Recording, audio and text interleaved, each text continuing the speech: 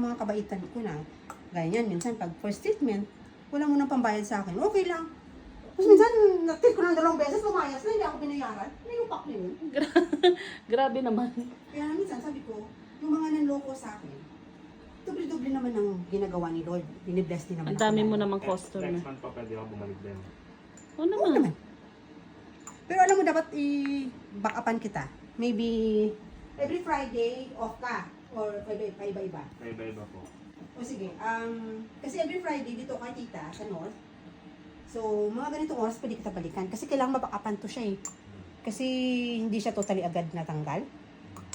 May tendency niya na mga 2 to 3 days medyo magaan na pakiramdam mo. Pero kailangan may backup yun kasi may condition yun eh.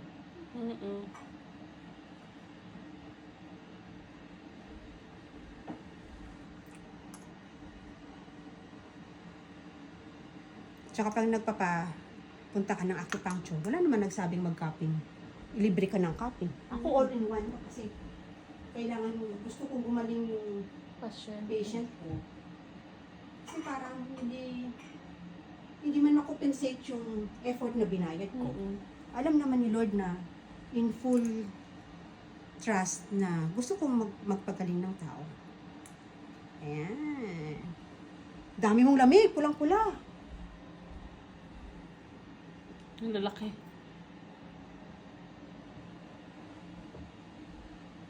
Nung COVID, nag-advertise ako sa cupping, dami-daming pumunta sa bahay. Kaya lang sabi ko, ay naku, parang punta doon, mga iba-ibang mga Indiano, kung sino-sino lang doon. Kaya lang sabi ko, ay, hindi ako, nung COVID, nag-accept ako ng mga patient, pero sa bahay. Hindi ako taong bahay. Diyos ko po, para ako nababaliw na doon ako nagtatrabaho, doon ako nakatira. Kaya bumalik na naman ako sa home service. Mas maganda kasi. Tsaka machika ako, kaya parang enjoy ko na magbisita sa mga patient ko.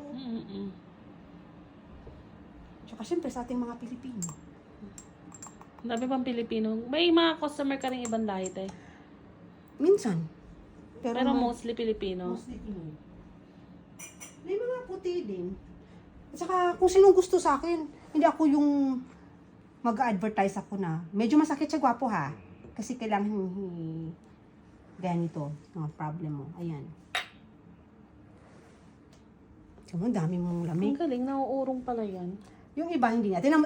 Touch mo siya, girl, malamig. Yung mga, di ba? Ibig sabihin, hinigup nung fire ng cup, yung lamig niya sa katawan. So, sandali. Alam mo, nung nakikita akong teacher ko nun, na magawa nito, parang ang dali-dali niya. Pero imagine, nakalimang baso kaya ako nabasag. Lalo na yung floor namin nun sa school, sementado. Kaya, siyempre, pag nahulog, basag agad. Yan o. Pwede pala iurong-urong yan. Ang Yan galing. kasi mas ma-flatten mo yun.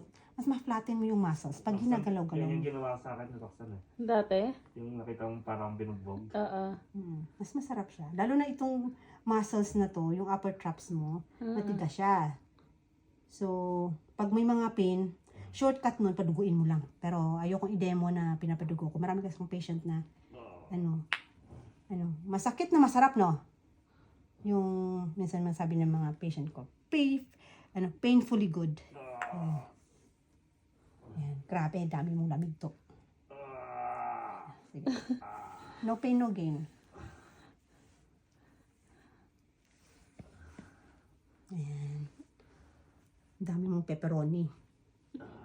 May mga bata na pag ginagawa ko ito minsan sa nanay o tatay niya, umiiyak. You're hurting my mom. Tapos sabi ko, huwag ka nga manood.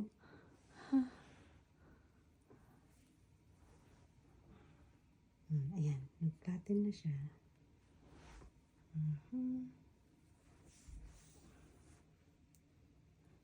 Ganito pa ginawa sa'yo din noon, Mike, sa Dubai?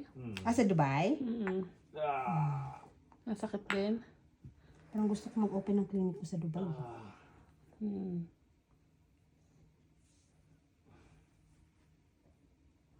Pero hindi. Mag-open muna ako ng clinic ko doon sa Iloilo. Wala kasi ako pang series doon, mahal-mahal doon ang charges nila. Mahal doon. Saka sa Pilipinas, imagine, sabi sa akin, 3,500 per session. Sabi ko, parang ganito na rin dito. Medyo mahal-mahal din. Mahal. Kaya lang, sino ba naman magbabayad ng let's say twice a week. Sino ba magbayad ng 7,000 Kaya nga. every week?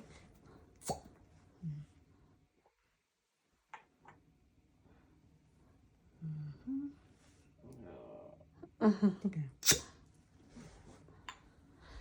Ayan, dami mong pepperoni.